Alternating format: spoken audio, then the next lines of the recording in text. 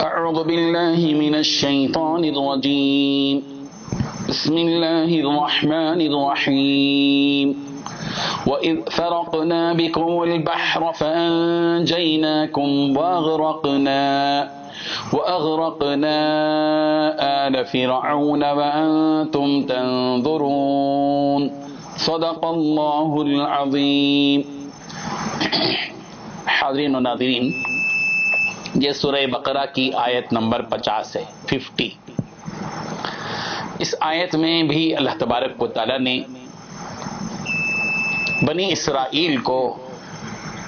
اس بات سے آگاہ کیا ہے، متنبہ کیا ہے، یاد دلایا ہے ان نعمتوں کو جو نعمتیں ان کے اوپر پچھلے زمانے میں ہوئی۔ ظاہر بات ہے کہ قرآن مجید جو خطاب کر رہا ہے وہ تو حضور اکرم صلی اللہ علیہ وسلم کا دور تھا، اور حضور اکرم صلی اللہ علیہ وسلم کے زمانے میں جو بنی اسرائیل تھے، جو ان کے خاندان سے چلے ہوئے تھے، وہ لوگ تو اس حالت سے نہیں گزرے تھے، لیکن جو ان کے باپ دادا گزرے تھے۔ اور یہاں مقصود سبق حاصل کرنا ہے، اس لیے بنی اسرائیل سے خطاب کرتے ہوئے ان کے آبا و اجداد پر جو حالات گزرے، ان حالات کو اللہ تبارک و تعالیٰ یاد دلا رہے ہیں بنی اسرائیل کو۔ یہاں بھی اللہ تبارک و تعالیٰ نے ایک احسان، ایک نعمت جو بنی اسرائیل پر ہوئی وہ یاد دلا رہے ہیں۔ واقعہ یہ ہوا کہ حضرت موسیٰ علیہ السلام نے فرعون سے مطالبہ کیا، جبکہ فرعون بنی اسرائیل پر، فرعون اور آل فرعون قبطی خاندان کے سارے لوگ بنی اسرائیل پر ظلم کر رہے تھے، تو حضرت موسیٰ علیہ السلام نے فرعون سے جا کر مطالبہ کیا کہ ان ارسل معی بنی اسرائیل، کے بنی اسرائیل کو میرے ساتھ بھیج دے۔ ظاہر بات ہے کہ فرعون کیسے اس بات پر راضی ہوتا۔ اللہ تبارک و تعالیٰ کی طرف سے حکم ہوا کہ اے موسیٰ، اب آپ اپنی قوم کو، بنی اسرائیل کو، مظلوم قوم کو ظالم کے چنگل سے چھڑا کر لے جائیے، راتوں رات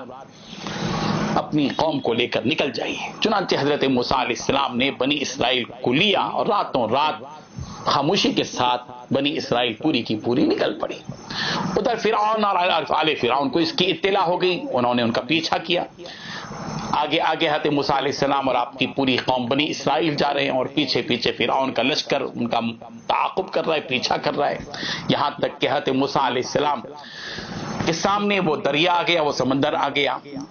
جہاں پر کہ کوئی راستہ آگے بڑھنے کا نہیں تھا۔ بنی اسرائیل حضرت موسیٰ سے پکار کر کہنے لگے کہ انا لمدرکون، ہم تو پکڑے گئے ہیں، اے موسیٰ وہیں ہم اچھے تھے، اب تو ہماری جان کے لالے پڑ گئے، فرعون ہمارا پیچھا کرتے آ رہا ہے اور ہماری جانوں کا اب تو کوئی جانوں کے بچنے کا کوئی سوال ہی پیدا نہیں ہوتا۔ آپ اللہ تعالیٰ سے دعا کیجیے کچھ حالت پیدا ہو جائے۔ اللہ تبارک و تعالیٰ سے حضرت موسیٰ علیہ السلام نے گر گرا کر مانگا کہ پروردگار ہمارے لیے کچھ حالات پیدا کر دیجیے، یہ میری قوم ہے۔ اللہ تبارک و تعالیٰ نے حضرت موسیٰ علیہ السلام کو حکم دیا کہ اے موسیٰ، آپ اپنا عصا اس سمندر پر ماریے، دریا پر ماریے۔ حضرت موسیٰ علیہ السلام نے سمندر پر اپنا عصا مارا اور اللہ تبارک و تعالیٰ نے اپنی قدرت کا مظاہرہ کیا، اور یہ حضرت موسیٰ علیہ السلام کا ایک بڑا معجزہ تھا کہ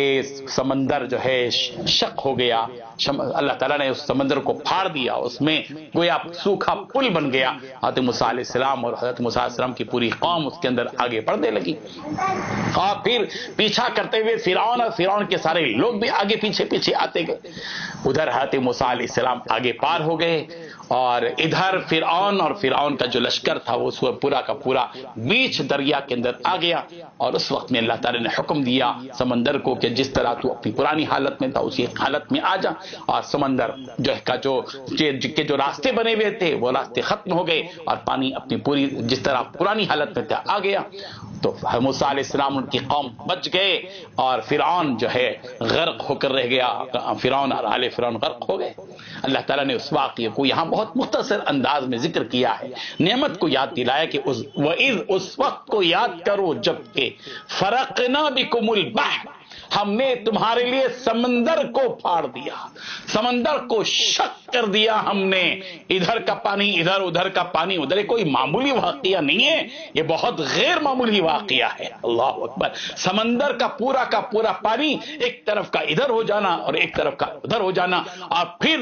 دونوں کے بیچ میں ایک ایسا خشک راستہ ہو جانا جس سے ہزاروں لوگ پار ہو جائیں، یہ کوئی معمولی واقعہ نہیں ہے، غور کرنے کی بات ہے۔ اللہ تبارک و تعالیٰ اس واقعے کو یاد دلا رہے ہیں کہ اس وقت کو یاد کرو جبکہ ہم نے سمندر کو پھاڑ دیا تمہارے لیے، فَأَنْجَيْنَاكُمْ، پس ہم نے تم کو نجات دی، اور پھر تمہارے مقابلے میں جو تمہارا دشمن تھا، جو دشمن تھے تمہارے فرعون اور آل فرعون، وَأَغْرَقْنَا آلَ فرعون، اور آل فرعون کو غرق کر دیا، وَأَنْتُمْ تَنْظُرُونَ، اور اس منظر کو تم اپنی آنکھوں سے دیکھ رہے تھے۔ اللہ تبارک و تعالیٰ اس حقیقت کو سمجھنے کی توفیق عطا فرمائے۔ وآخر دعوانا ان الحمد للہ رب العالمین۔ لا إله إلا الله، لا إله إلا الله، لا